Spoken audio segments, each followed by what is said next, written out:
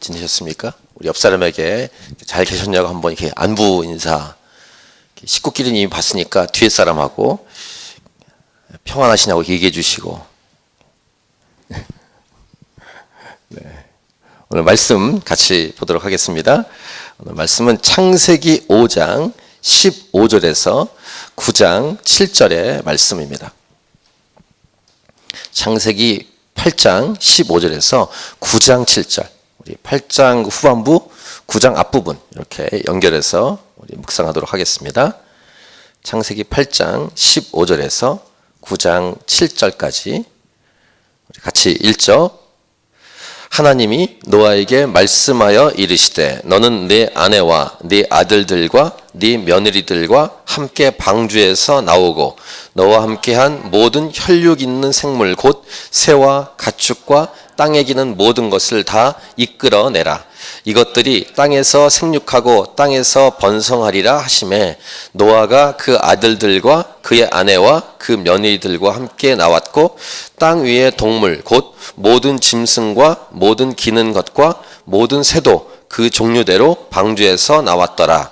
노아가 여호와께 제단을 쌓고 모든 정결한 짐승과 모든 정결한 새 중에서 제물을 취하여 번제로 제단에 드렸더니 여호와께서 그 향기를 받으시고 그 중심에 이르시되 내가 다시는 사람으로 말미암아 땅을 저주하지 아니하리니 이는 사람의 마음이 계획하는 바가 어려서부터 악함이라. 내가 전에 행한 것 같이 모든 생물을 다시 멸하지 아니하리니 땅이 있을 동안에는 심음과 거둠과 추위와 더위와 여름과 겨울과 낮과 밤이 쉬지 아니하리라. 하나님이 노아와 그 아들들에게 복을 주시며 그들에게 이르시되 생육하고 번성하여 땅에 충만하라. 땅의 모든 짐승과 공중의 모든 새와 땅에 기는 모든 것과 바다의 모든 물고기가 너희를 두려워하며 너희를 무서워하리니 이것들은 다 너희의 손에 붙였음이니라. 모든 산 동물은 너희의 먹을 것이 될지라 채소같이 내가 이것을 다 너희에게 주노라. 그러나 고기를 그 생명되는 핏째 먹지 말 것이니라. 내가 반드시 너희의 피 곧 너희의 생명의 피를 찾으리니 짐승이면 그 짐승에게서 사람이나 사람의 형제면 그에게서 그의 생명을 찾으리라. 다른 사람의 피를 흘리면 그 사람의 피도 흘릴 것이니 이는 하나님이 자기 형상대로 사람을 지으셨음이니라. 너희는 생육하고 번성하며 땅에 가득하여 그 중에서 번성하라 하셨더라. 아멘. 오늘 설교 제목은 조건과 환경은 변해도 하나님의 꿈은 변하지 않는다. 이게 설교 제목입니다. 우리 설교 제목을 같이 다시 읽겠습니다. 조건과 환경은 변해도 하나님의 꿈은 변하지 않는다. 오늘 본문 말씀에 반복되어 나오는 말씀이 있습니다. 창세기 오늘 본문 8장 17절 그리고 9장 1절 그리고 9장 7절 이렇게 세 군데 반복되어 나오는 표현 생육하고 번성하라. 이것이 반복되어 나오죠. 17절에 일단 동물들을 다 이끌어내라 하신 후에 땅에서 생육하고 땅에서 번성하리라 이런 말씀을 주셨고요. 1절 9장 1절에도 생육하고 번성하여 땅에 충만하라. 7절에도 생육하고 번성하며 땅에 가득하여 그 중에서 번성하라. 이렇게 세 번씩 오늘 본문 내에 반복이 돼서 나오죠. 이 말씀은 천진만물을 처음 지으신 후에 생물들에게 그리고 인간에게 주셨던 축복의 말씀이었습니다. 물론 그때는 인간에게 죄가 들어오기 전이었는데 일단 모든 생물에게 주신 말씀 창세기 1장 22절 하나님이 그들에게 복을 주시며 이르시되 생육하고 번성하여 여러 바닷물에 충만하라 새들도 땅에 번성하라 하시니 이렇게 말씀하셨고 또 동물과 인간에게 주셨는데 일단 인간에게 주신 말씀을 보시면 창세기 1장 26절부터 28절 이 말씀이 아주 중요하다고 말씀을 드렸죠. 우리 같이 다시 읽을까요? 창세기 1장 26, 27, 28절 시작. 하나님이 이르시되 우리의 형상을 따라 우리의 모양대로 우리가 사람을 만들고 그들로 바다의 물고기와 하늘의 새와 가축과 온 땅과 땅에 기는 모든 것을 다스리게 하자 하시고 하나님이 자기 형상 곧 하나님의 형상대로 사람을 창조하시되 남자와 여자를 창조하시고 28절 하나님이 그들에게 복을 주시며 하나님이 그들에게 이르시되 생육하고 번성하여 땅에 충만하라 땅을 정복하라 바다의 물고기와 하늘의 새와 땅에 움직이는 모든 생물을 다스리라 하시니라. 이렇게 생물들에게 동물들에게 그 다음에 사람에게 생육하고 번성하고 땅에 충만하고 이런 축복의 말씀을 이미 인간에게 죄가 들어오기 전 천지 만물을 지으신 다음에 말씀하셨고 죄가 들어온 이후에 노아의 홍수 이후에도 오늘 3번씩이나 생육하고 번성하라고 말씀하셨죠. 그러니까 하나님께서 원래 가지고 계신 하나님의 계획, 하나님의 원래 그 마음은 변하거나 변경되지 않는다라는 사실을 알 수 있고 인간에게 이미 죄가 들어와서 하나님께서 심판하기 위해서 홍수를 일으키셨고 그 죄의 대가로 홍수가 다 끝난 다음에 방주에 있었던 동물과 사람들 나오게 한 후에 동일하게 생육하고 번성하라 이런 말씀을 주시는 것을 볼 수 있습니다. 하나님께서 원래 가지고 계셨던 하나님의 꿈, 하나님께서 저와 여러분을 향한 이 땅의 생물들 향한 하나님의 계획은 사라지지 않는다는 놀라운 사실을 우리가 확인할 수 있습니다. 그래서 네 가지로 한번 먼저 정리할 텐데 첫 번째, 하나님의 꿈은 반드시 이루어집니다. 이 말은 이렇게 표현할 수 있습니다. 하나님의 계획을 막을 수 있는 어떤 누구도 없다는 것입니다. 하나님이 계획하시면 반드시 그 계획은 이루어진다. 또 이것은 이렇게 연결해서 정리해 볼 수 있습니다. 세 번째, 하나님 말씀은 반드시 이루어진다.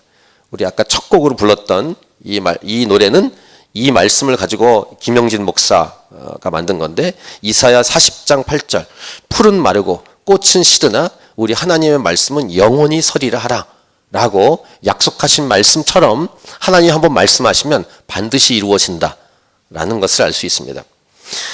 그럼 이것은 또 이렇게 생각해 볼 수 있습니다. 내 스스로 생각한 계획이나 내가 생각한 꿈이 아닌 하나님의 꿈과 하나님의 계획, 하나님의 마음을 우리가 품으면 그것이 나의 꿈이 되고 이 계획과 꿈은 반드시 이루어진다는 사실을 알 수 있죠.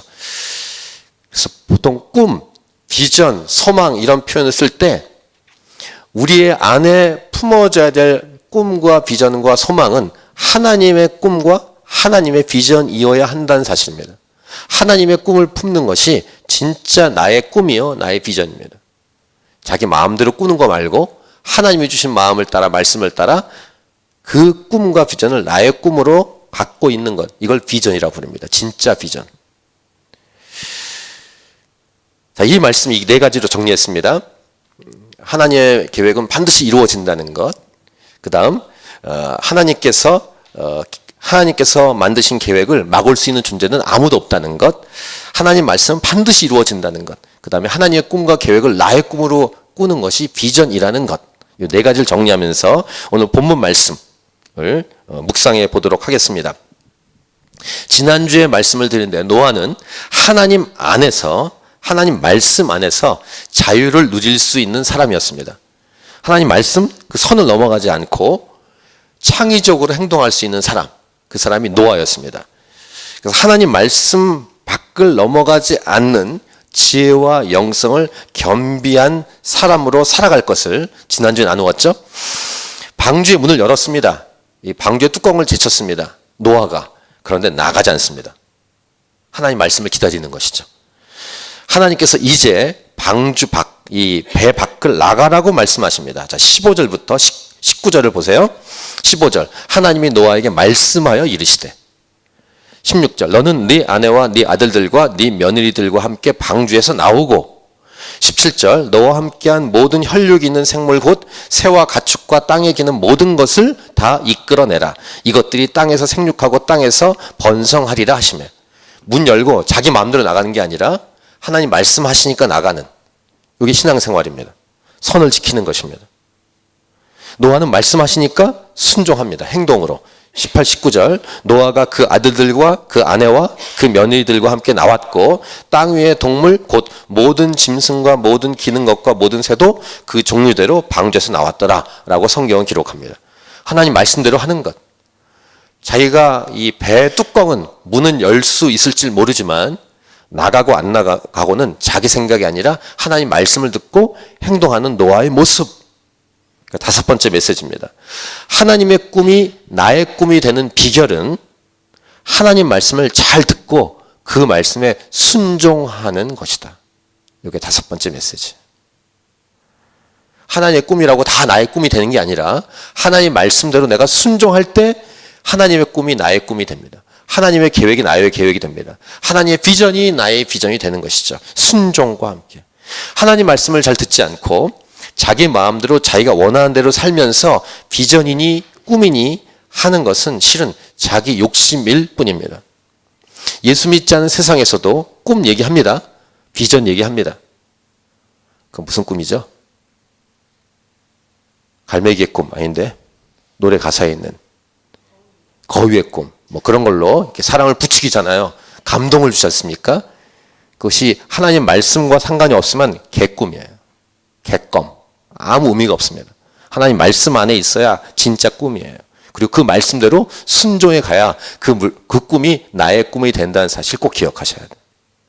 교회 다니면서도 하나님의 꿈이 아닌 자기가 원하는 대로만 살아갈 수도 있어요. 교회는 다녀. 그건 종교 생활입니다. 자기를 위해서. 헌금도 많이 내. 하나님 복 달라고. 그리고 자기 마음대로 살아가. 그리고 자기가 꿈이라 그래. 이 꿈을 이루어 주옵소서. 이루어 주는 게 더 복입니다. 그런 꿈은 이루어지지 말아야 됩니다. 하나님 말씀이 아닌 꿈은 이루어지면 안 됩니다. 이런 사람의 특징은 일이 잘 풀리면 하나님이 도와주신다고 말하다가 일이 잘 안 풀리면 하나님께로 가지 않고 다른 것을 의지하게 된다는 것을 기억해야 합니다. 교회 다니는 사람들도 점집에 가고 무당을 찾아가곤 했습니다. 지금도 그런 사람이 있을지 모르겠습니다. 사울 왕이 그랬습니다.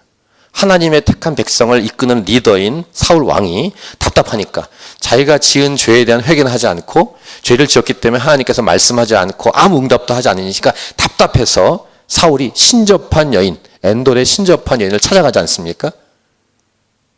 그렇게 신앙생활하는 것을 종교생활이라고 부릅니다. 역대상에서 요즘 제가 말씀드렸죠. 성경 녹음하고 있다고. 성경을 계속 녹음하고 있는데 역대하 11장까지 녹음했어요. 근데 역대상을 읽다가 다시 그전에도 알았지만 다시 확인한 것. 사울 왕이 죽은 이유를 분명하게 말씀하십니다.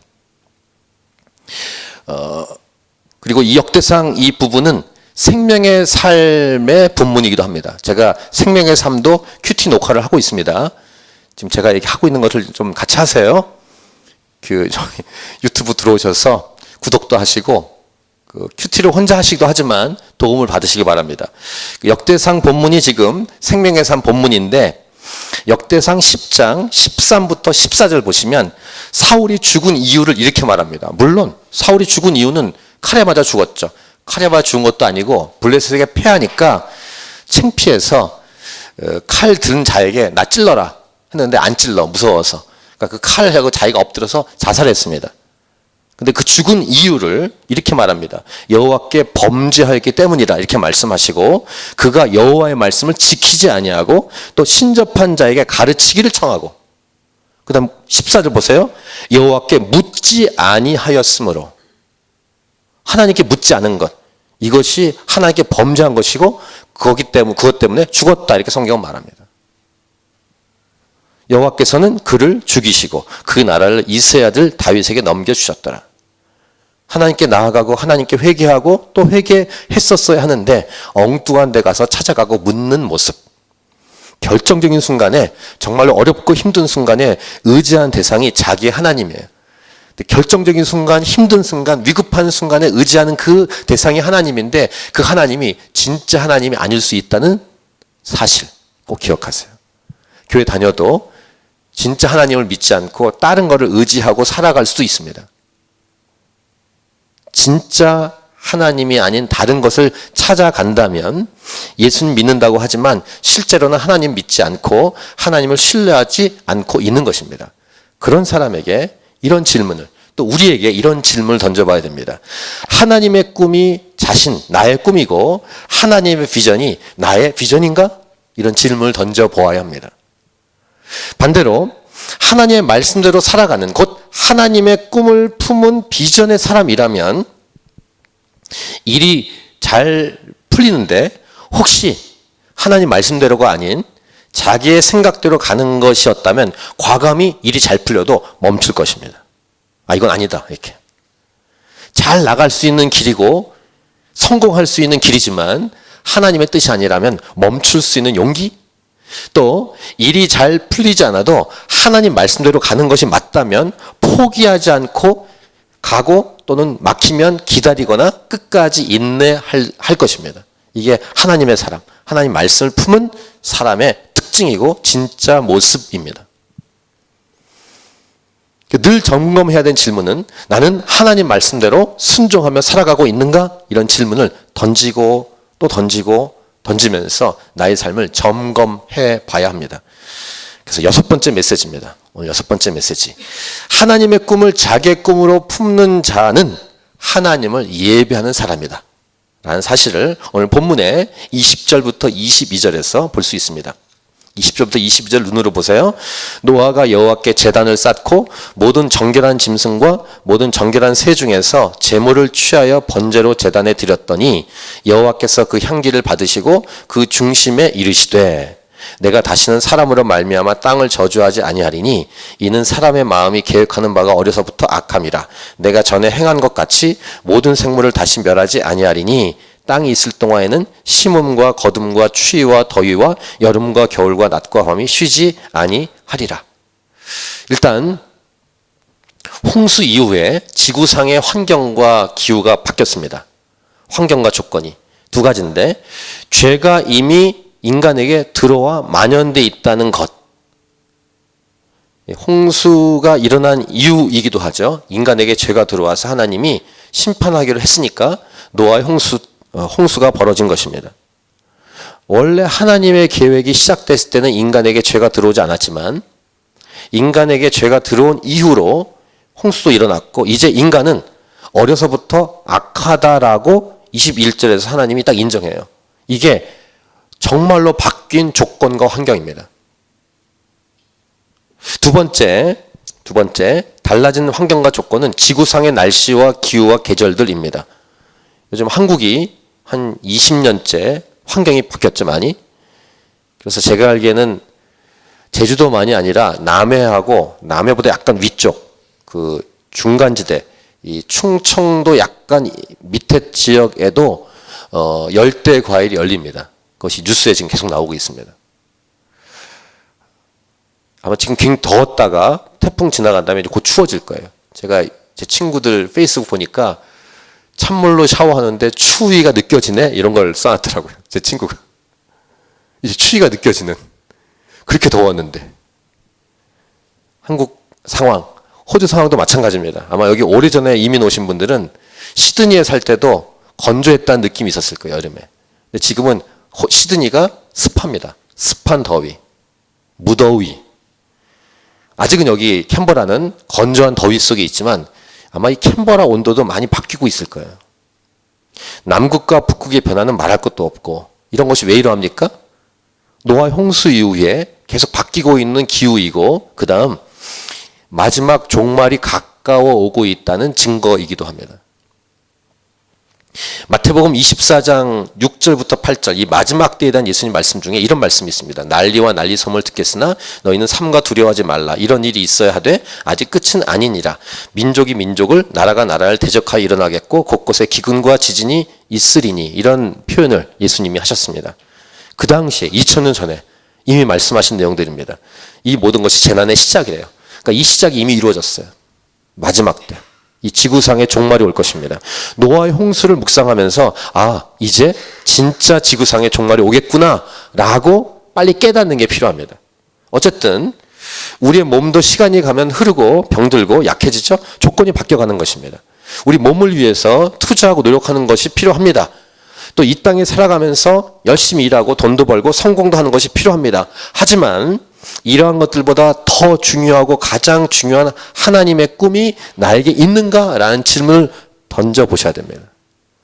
이렇게 이 하나님의 꿈이 나에게 가장 중요한가라는 질문을 던질 때 그 다음 나오는 질문이 뭐냐면 삶의 우선순위가 잘 잡혀가고 있는가라는 질문입니다.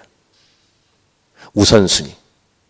이것도 중요하고 저것도 중요한데 그 중에 가장 중요한 것이 무엇인가를 알고 깨닫는 우선순위에 대한 감각. 이런 질문도 던져볼 수 있습니다. 여러분들이 지금 하고 있는 일, 그 다음 하고 싶은 일, 앞으로 그 다음에 그 일을 왜 하고 싶고 왜 하려고 하며 또 그 일을 무엇을 위해서 그렇게 하고 있고 앞으로 그 일을 무엇을 위해서 그렇게 하려고 하고 싶어 하는지 이런 질문을 던져 보아야 합니다. 근데 결론은 이것입니다. 하나님의 꿈이 먼저여야 한다라는 것입니다. 오히려 건강을 위해서 관리하고 돈도 벌기 위해서 노력하는 것도 하나님의 꿈을 위해서 해야 합니다. 이걸 우선순위라고 합니다. 근데 그렇게 하기 위해서는 때로는 하나님의 꿈을 위해서 건강도 포기할 수도 있고 우선순위가 분명하면 돈을 버는 것도 포기할 수 있고 그 돈을 하나님의 꿈을 위해서 다 투자할 수도 있고 이런 등등으로 첫 번째 우선순위가 잘 잡히면 그 다음 것을 변화시킬 수 있는가라는 것입니다. 그래서 예수님은 마태복음 6장에서 아주 유명한 말씀을 하셨습니다. 31부터 33절 그러므로 염려하여 이르기를 무엇을 먹을까 무엇을 마실까 무엇을 입을까 하지 말라. 이는 다 이방인들이 구하는 것이라. 너희 하늘 아버지께서 이 모든 것이 너희에게 있어야 할 줄을 아시느니라. 그런즉 그 다음부터 같이 읽을게요. 시작. 너희는 먼저 그의 나라와 그의 의를 구하라. 그리하면 이 모든 것을 너희에게 더하시리라. 좀 길게 바뀐 조건과 함께 가장 중요한 우선순위의 삶에 대해서 얘기했는데 아까 6번째 메시지로 정리한 내용과 함께 7번째 메시지는 이것입니다. 진정한 예배란 우선순위와 직결된다는 것입니다. 진짜 예배. 자, 6번째 메시지를 한번 다시 언급해 드릴게요. 하나님의 꿈을 자기의 꿈으로 품는 자는 하나님을 예배한 사람이다. 와 함께 7번째, 진정한 예배는 우선순위와 직결된다는 거예요. 노아가 방주에서 나오자마자 한 것이 무엇이었습니까? 방주에서 나온 것도 하나님 말씀을 듣고 나왔고 하나님께 뭐 했습니까? 동물을 가지고 제사했습니다. 곧 예배했다는 것입니다. 이 예배의 명령을 하나님이 하신 적이 없습니다. 자, 방주에서 나오자마자 동물을 가지고 제사해라 라고 하나님 말씀하신 게 아니에요. 우리 지난주의 본문처럼 창문을 열고 물이 줄었는지 안 줄었는지를 체크하기 위해서 새를 날려보내는 행동도 하나님 명령하시지 않은 건데 그 말씀 안에서 하나님 안에서 자유롭게 창의적으로 했죠. 이 예배에 대한 행동도 하나님 명령한 게 아닙니다. 본인이 스스로 알아서 한 것입니다. 근데 이 모습은 아주 중요한 것입니다. 자발적인 행동, 창의적인 행동, 자유롭게 하는 행동인데 우선순위가 잡혀있는 자에 우리가 본받아야 할 모습을 보여주었습니다. 자, 20절을 다시 볼게요. 노아가 여호와께 제단을 쌓고 모든 정결한 짐승과 모든 정결한 새 중에서 제물을 취하여 번제로 제단에 드렸더니 하나님의 꿈을 품은 진정한 비전의 사람은 바로 예배자이다 라고 다시 언급해서 말씀을 드리고 싶습니다. 진정한 예배는 우선순위가 분명히 되어 있는가와 연결되어 있습니다. 어떨 때는 예배했다가 어떨 때는 자기가 원하는 거 했다가 이렇게 왔다 갔다 하는 게 예배자가 아니라 우선순위가 분명해서 언제 어디서든지 첫 번째 하나님을 예배하는 사람, 이 사람이 하나님의 꿈을 자기의 꿈으로 품는 비전의 사람이다 라는 거예요. 이것을 노아의 모습을 통해 보여줍니다. 방주에서 나오자마자 한 행동은, 그것도 자발적으로 한 행동은 제사, 즉 예배를 했다는 거예요. 노아가. 자, 그 다음 8번째 메시지예요. 하나님을 이렇게 우선적으로 예배하는 진정한 예배자, 하나님 말씀대로 순종하는 사람, 하나님 말씀을 자기의 꿈, 하나님의 꿈을 자기의 꿈으로 품는 자의 축복은 뭐냐면 하나님의 음성, 사랑의 음성, 하나님의 말씀, 비전의 말씀을 들을 수 있다는 것입니다. 들립니다. 우선순위로 하나님을 예배하는, 하나님을 최우선순위로 하는 자에게 하나님이 말씀하시고 그 예배자는 하나님 말씀을 들을 수 있어요. 아까 사울 왕 예를 들었는데 사울 왕에게는 하나님 말씀하지 않았어요. 침묵. 그러니까 답답하죠?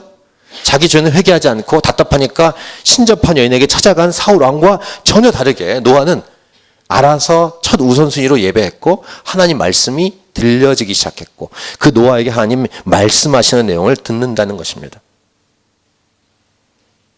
그래서 오늘 본문의 9장의 1절부터 7절 내용을 보시면 1절 다시 하나님이 노아와 그 아들들에게 복을 주시며 그들에게 이르시되 생육하고 번성하여 땅에 충만하라. 7절 너희는 생육하고 번성하며 땅에 가득하여 그 중에 번성하라 하셨더라 라는 하나님의 흔들림 없는 하나님의 일관된 축복에 관한 메시지를 그가 듣습니다. 다시 말씀드리지만 하나님의 꿈은 변하지 않는다. 하나님의 계획은 그대로다. 그런데 환경과 조건은 달라져 있다. 이것이 오늘 계속 오늘 설교 내용의 핵심 관통하는 메시지예요. 자, 달라진 조건과 환경이 또 있습니다. 인간에게 죄가 들어와서 달라진 첫 번째 조건, 인간에게 죄가 들어왔다 이거였고 두 번째, 홍수 이후에 날씨와 기후가 달라졌다라는 것과 함께 세 번째 달라진 조건이 이것입니다. 자, 2절부터 6절 사이를 보시면 인간 외에 다른 피조물들이 무서워한다는 것입니다. 자, 2절을 보세요. 2절, 3절을 우리 같이 읽겠습니다. 시작. 땅의 모든 짐승과 공중의 모든 새와 땅에 기는 모든 것과 바다의 모든 물고기가 너희를 두려워하며 너희를 무서워하리니 이것들은 너희의 손에 붙였음이니라.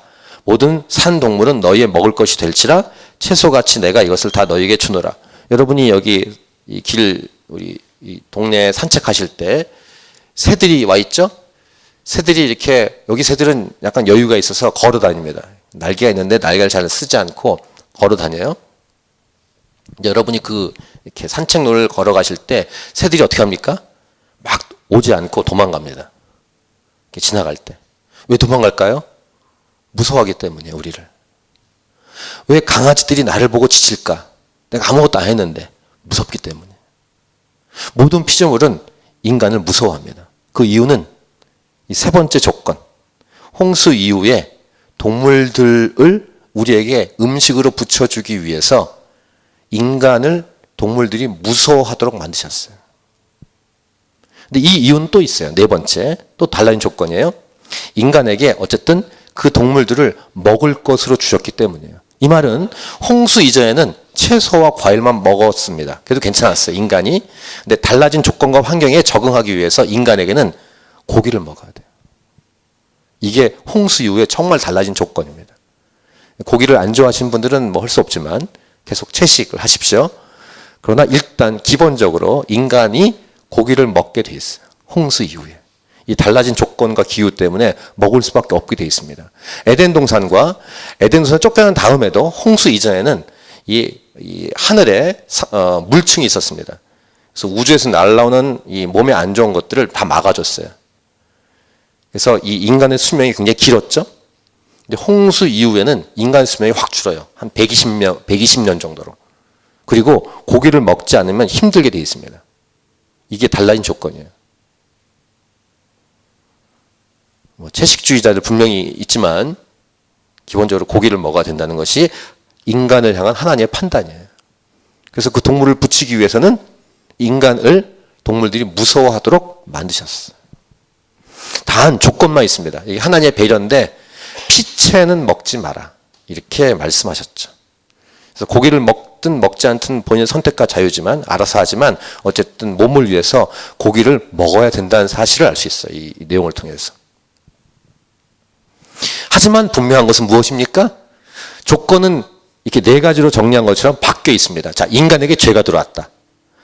두 번째, 홍수 이후에 달라진 기후가 있다. 세 번째, 피조물들이 인간을 무서워하기 시작했다. 네 번째, 인간은 고기를 먹을 수밖에 없을 상태가 되었다. 이런 조건입니다. 하지만 하나님의 꿈, 하나님의 계획은 변하지 않는다. 라는 것입니다. 자, 오늘 설교 제목 다시. 조건과 환경은 변해도 하나님의 꿈은 변하지 않는다. 오늘 이 말씀을 통해서 여러분들 다시 한번 도전하고 싶습니다. 여러분이 하고 싶은 일들, 지금 하고 있는 일들, 또는 그 전에 과거에 그때 그걸 했어야 되는데 라고 하지 못해서 안타까워했던 일들, 지금도 현재 그걸 놓쳤기 때문에 안타까워하고 있는 일 등등이 하나님의 꿈과 연결된 일들이었는가? 질문을 던져보십시오. 자, 하나님의 꿈, 나에게 주신 하나님의 꿈, 이걸 부르심이라 부르는데 그 하나님의 부르심이 지금도 내 안에 샘솟고 있는가? 아니면 지금 현재 하나님의 부르심 가운데 살아가고 있는가? 그걸 보통 콜링, 소명, 사명, 비전 이렇게 부르는데요. 예수님 믿는 것이 맞다면 하나님께서 주신 하나님의 꿈이 있어야 합니다. 하나님은 꿈을 주시는 분이세요. 오늘 노아에게 꿈을 주시죠. 땅에서 생육하고 번성하리라. 생육하고 번성하여 땅에 충만하라. 생육하고 번성하며 땅에 가득하여 그 중에서 번성하라. 이렇게 계속 반복해서 주시는 것. 이게 성경에서 반복해서 말하는 게 중요한 거예요. 하나님은 강조해요. 그래서 성경의 신약에도 내가 진실로 내가 이르노니 이렇게 말하는 것은 강조하시는 거예요. 구약에서도요. 이렇게 여러 번 반복해서 나오는 말씀은 중요하기 때문에 변하지 않는 거예요.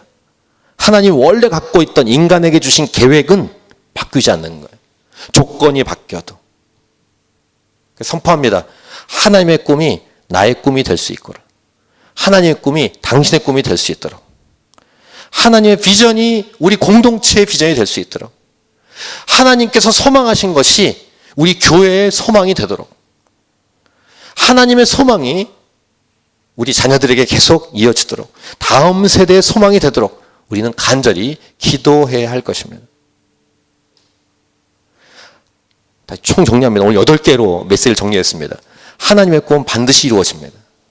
두 번째, 하나님의 계획을 막을 수 있는 것은 아무도 없습니다. 세 번째, 하나님의 말씀은 반드시 이루어집니다. 네 번째, 하나님의 꿈을 품는 것이 진짜 꿈이요 비전입니다. 다섯 번째, 하나님의 꿈이 나의 꿈이 되는 비결은 바로 하나님의 말씀을 잘 듣고 그 말씀에 순종하는 것입니다. 여섯 번째, 하나님의 꿈을 자기의 꿈으로 품는 자는 하나님을 예배하는 사람입니다. 일곱 번째, 진정한 예배는 삶의 우선순위와 직결됩니다. 여덟 번째, 하나님을 예배할 때 하나님의 음성, 사랑의 음성, 비전의 말씀을 들을 수 있습니다.